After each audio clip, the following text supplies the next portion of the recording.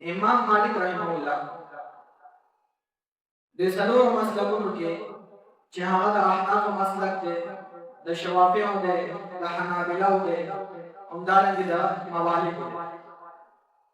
دریم نمبر دوی مسلک امام مالک رحمه الله د هغې مقتدا دی او امام دی.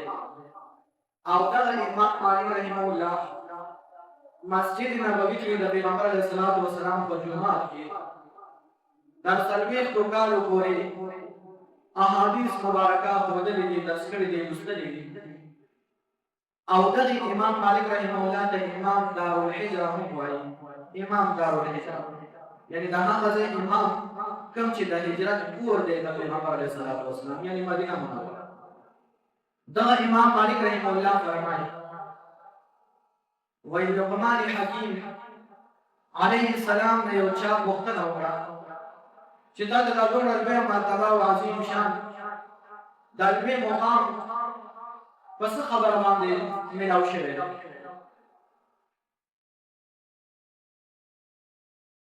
لکه قرآن کریم کې د حضرت لقمان حکیم د هغه متعلق پوره یو صورت نازل دی چې په هغې کې دا خپل زوی ته د کوم نصیحتونه کړي دي الله جل جلاله هغه نقل کړي.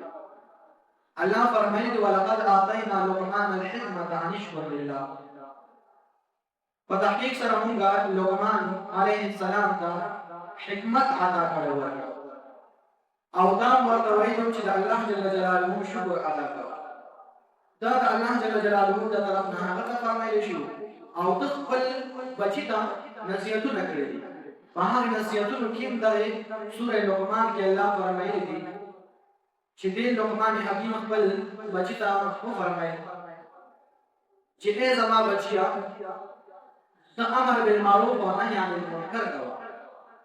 دغه صورت کې هغه کوم وصیتونه چې خپل بچي ته کړو قیمتي وصیتونه په دغه صورت کې بیان شوي دي د حضرت لقمان حکیم. نو از ما دا کولو چې سوره لقمان مکمل دا د لقمان حکیم نوم ورته ورکړی شوی دی او د هغه پکې نوم الله جل جلاله بیان کړی، ذکر کړی، راغلی کړی. قرآن د الله جل جلاله عظیم کلام دی. په دې کې د یو چا تعریف کېدل، د یو چا صفتونه بیانېدل دا څه وړه خبره ده. نو دې لقمان حکیم ته چا عرض وکړو چې دا دومره لویه مرتبه او مقام تا په څه باندې میلاو شوی؟ دا ورته وفرمایل وایي درې خبرې دي چې د هغې درېو خبرو د وجې نه الله جل جلاله ما ته دغه مقام راکړی. په هغې درېو خبرو کې یو دا صدق الکلام دی چې کوم زموږ د موضوع سره مناسبت دی، هغه ده صدق الکلام دی. یعنی ما دروغ پرېښودلي دي، دروغ مې نه دي ویلي، رښتیا خبره مې ټول عمر کړې. هر معامله کې ما رښتیا ویلي دي، هر چا سره مې رښتیا ویلي دي، هر حال کې مې رښتیا ویلي دي.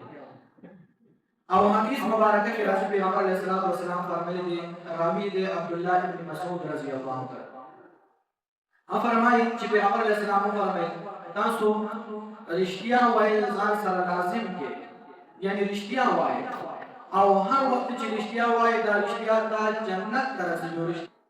نو لقمان حکیم وفرمایل چې یو خبره په هغې درېو کې دا ده چې صدق کلام رښتیا خبرې دکه مې کړې د ټول عمر دروغو نه مې ځان ساتلی. نو هغې درېو خبرو کې یو دا چې وایي زه صدق الکلام خبرې مې هغه د رښتیا او د دروغ خبرې وکړې. او دویم د امانت د هغې پاسداري کوونکی، امانت کې خیانت کوونکی دی. امانت کې صرف دا نه ده چې ګینې تا سره چا پیسې او مال کېغوستلو او بس هغه ته محفوظ ساتې نو صرف دا ګینې امانتداري ده. دا امانت مفهوم دا یو ډېر عظیم او لوی او وسیع پراخه مفهوم دی.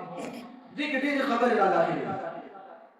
په هغې کې دکه د مال امانتداري چې چا ته د مال درکړو دا محفوظ وساتي او کله وغواړي ورته واپس ورکړي، مکه صاحب ورکړي څنګه چې درکړي.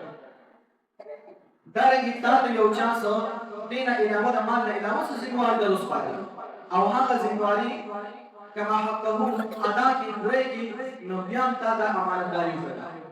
تا سره یو چا خپله ذاتي خبره د راز خبره هغه تا سره شریکه کړله او هغه خبره تا واورېدله او محفوظ دې وساتله چاته دې افشا او ښکاره نه کړله د چا راز دی چې کوم راز دی هغه دې پټ وساتلو نو دې کې هم ته چې دی امانتدار ځکه حدیث مبارکه کې راغلي دي المجالس بالامانه مجلسونه یې چا سره خبره اترې کول دا د دې دارومدار چې دا په امانت باندې ده یا تا ته چې دی یو چا سره وعده درکړې ده که هغه سرکار درکړې ده یا بل داسې نجي ادارو درکړې ده او هغه وعده د صحیح طریقې سره د هغې استعمال نو دلته هم دا امانتداري اختیار یا ته د کور سربراه یې مشر یې او د خپل اولاد صحیح تربیت ته د هغې حقوق ته ادا کړل نو په دې کې ته امین او امانتدار نو دویمه خبره لقمان حکیم رحمه الله دا وکړله چې امانتداري ده یعنی ما سره که چا امانت اخیستلی دی یا سبا ساتي د امانت خبره راغلې ده حالات راغلي دي نو ما چېرته خیانت کړی او درېیمه خبره چې د هغې د وجې نه دا دومره عظیم او لویه مرتبه میلاو شوې ده نو هغه دا ده چې لا یعنی او فضل عبس خبر نه ما ځان ساتلی او دا یو د کمال صفت دی چې بنده د عبس او لا یعنی خبرو نه ځان وساتي فضل خبرو نه ځان وساتي د هغې خبرو نه ځان وساتي چې هغې کې نه فایده شته او نه بلکې نقصان شته د هغې حکم او دروغ نه موږ بچه محفوظ ساتي واخر دعوانا ان الحمد لله